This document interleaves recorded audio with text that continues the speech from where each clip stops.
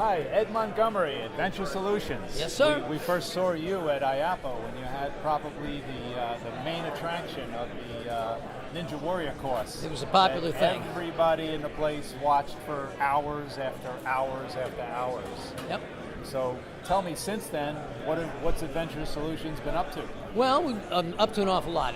We've grown quite a bit just recently. I mean, you were talking about the Ninja Warrior course we had at IAPA. We were actually the first company to commercialize that product, and we engineered fully.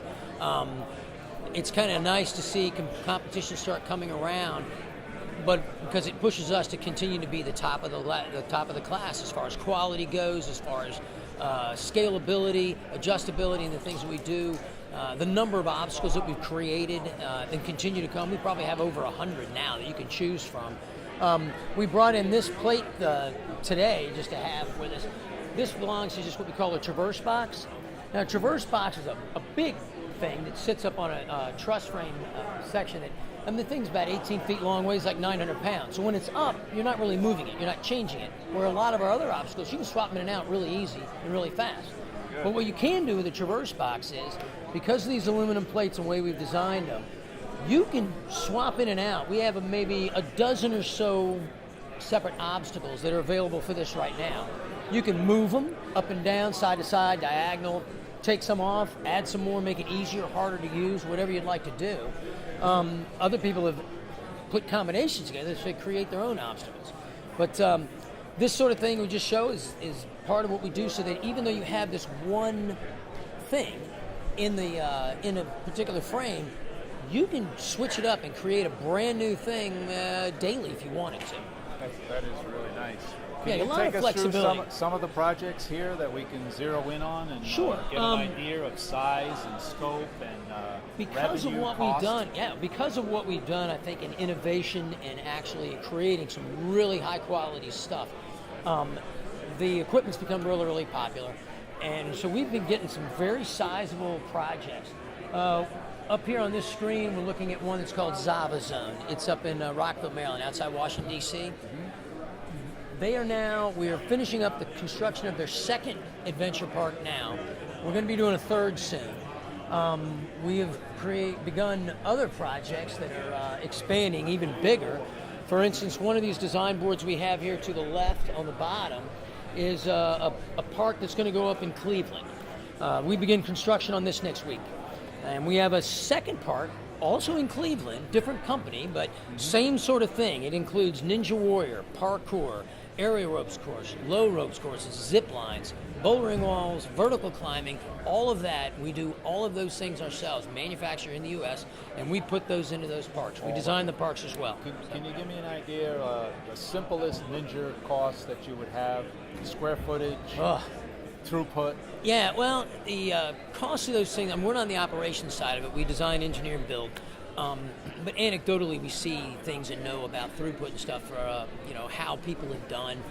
Most we hear have done very well. In fact, some of the trampoline companies here have done surveys that are online that their customers see. And we've seen one number that was, I think 95% of the customers, this one particular trampoline park said the best attraction in there was our Ninja Warrior course out of everything there. But what's the square footage of a Ninja Warrior It depends. course? You can go small. What I try to recommend people is the smallest thing you want to do is what we call a 4-section course, which is going to have a minimum of 4 obstacles, maybe 6 or 7, depending on how you do it. Right. Because that way you're going to get real high throughput, but it's challenging enough, it's long enough that it's interesting and it's going to stay fun. And that wouldn't take up, 1,200 square feet. 1,200 square feet. But you can go huge. This particular park's 21,000 square feet. The aerial ropes, this one up here, I want to say it measures somewhere about 50 feet by 92. So it'll take up close to 4,000 square feet in one particular thing, which is actually 2 courses in this particular one. That's Ninja Lounge down in Miami. So, but it just depends on what you want to do. Really we work with. Business. Oh yeah, but what we do is we try to focus in on your target market, what your business model is, what your target budget is, and your square footage, length, width, height. We know those things. We help design it to fit your needs. What do you think the market's like over the next 5-10 years?